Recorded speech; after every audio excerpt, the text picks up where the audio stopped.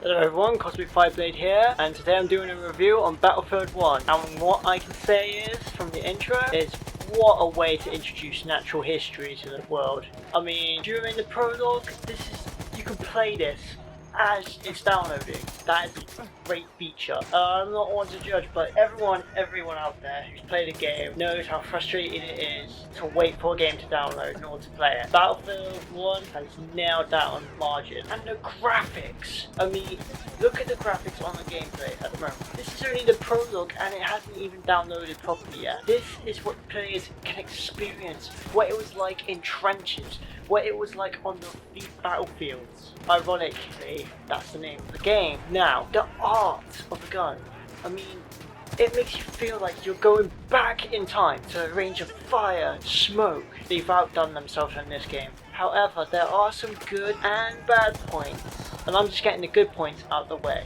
It starts off really good, getting you involved, telling you that natural history wasn't always a good thing. And I'm not going to joke about war, because this game really takes you in depth of what soldiers did for us. And I like the features, as you're going to see right now, on this famous quote. We came from all over the world, so many of us thinking this war would be our rite of passage, our great adventure. Let me tell you, it was no adventure. Now, you can tell by that quote is that amount of passion has been put into the audio and the dialogue of this game's structure. It is so well done that actually makes you feel like you're actually remembering what has actually happened back then. That's how great use of dialogue the developers of the game have made it. Not to mention, if you've died in the game, it comes up with your character's name and the date of death. This is well done, as every time you take a shot, your body starts to slow down as you see before you. And it shows the amount of horror as you see before you. The amount of war machines that they would have had that we now have today is because of that historical event. The amount of detail on the structure level and the amount of realism that it makes the player feel, it's unremarkable. I mean, you look at this and you see not just the game, but a piece of history that makes you remember that we are lucky to be here today. Not only is it fun, it gets you involved, and it actually makes learning a bit more fun for today's generation, who mainly evolve around electronics. Now, I like the realism of when you put on gas mask. That is a good feature, considering that if you put on a gas mask, you won't be able to aim properly, and the game allows you to do that. You cannot aim while you have a gas mask on.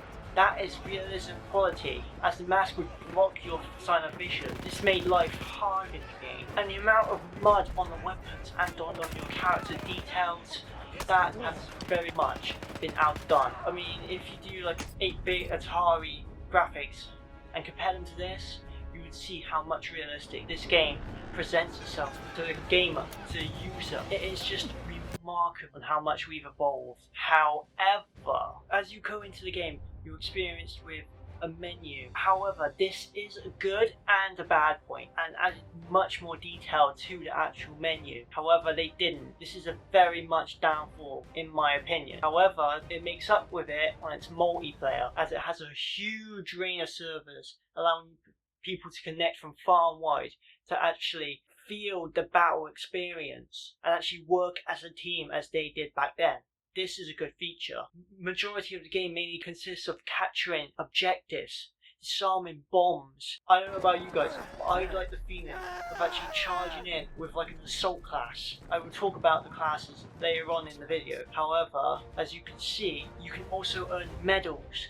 Medals are actually what are used to earn XP. You earn them from doing specific tasks and some features, and also they have like battle packs which are used as collectibles, but downside is you don't get them every time you rank up. That's a big downside. Also, the only way you can get a battle pack is if, and this is big if, you get it by luck. They could have improved that feature on Battlefield. I mean, I know some good players and they don't get any battle packs, but it's a good chance to actually get into the game more in order to earn more. That's a good and a bad point. Also, there are squads. Every time you enter a multiplayer match, you will set a certain amount of squads, and this is funny as hell. The names of the squads consist of apple, butter, And every time I hear like apple, I'm always thinking of candy apple. And when butter, I'm always thinking of corn on the cob. And you got Duff, which I think is that drink from The Simpsons. And so many more.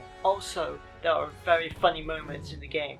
These can be good and bad. For example, I've been ran over by an allied tank before. If they wanted to add a bit of realism to the game, like they've done already, they should have allowed that to be like a kill, a team kill. But I can see why they didn't do that, as it would frustrate gamers and all around players. Also, I find it funny is if you climb over barbed wire for a long time, you literally can end up killing yourself. I'm not lying. Here's some footage.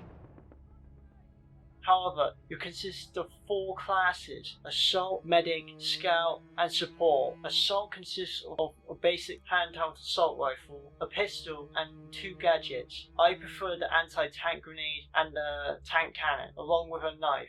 That is my Assault class. However, with like a Scout class, it's a sniper rifle, pistol, shield in order to hide from enemy sight, and for a medic, it's a medical syringe which allows you to heal enemies in battles, and you can also drop health packs, allowing them to, if nearby, allies can heal. A support class can help repair vehicles and help supply ammo. These are all very useful in the game, as I find that the main problem is trying to repair your tank and your air vehicles. You need someone to repair, otherwise you are going to go down easily. But that adds a bit of challenge. I don't like playing a game and saying there's no challenge. There's no point. And also, in the game, if you go outside the map, you can see a long range of background detail. It's just like the other map. It's just a shame to see waste of like all of that terrain be wasted. I mean, you could have added more vehicles, more terrain, more trenches. It's just a waste of a great area to develop. I just hope they can improve it for our next Battlefield. Now, consisting of all, and I mean all classes, they all have like a special ability. I mainly use Assault, as it allows me to charge into my enemies, killing them instantly. It's a big risk, because you can end up getting shot to death. However, this is my personal favourite. I want you to link down below what's your personal favourite subclass and why. And I also like it that if you die, you go into a ragdoll mode. Literally, this adds much more realistic, as you will not have control of your body. All in all, I think Battlefield 1 is probably the best game so far this year that come out. However, that's just my opinion. Leave down suggestions or / comments what your favourite game is that came out this year. And that has been all. This has been Cosmic Fireblade, and I hope to see you in the next video. Bye bye! I gotta give this game a rating. 9 out of 10, that's the game rating I give it.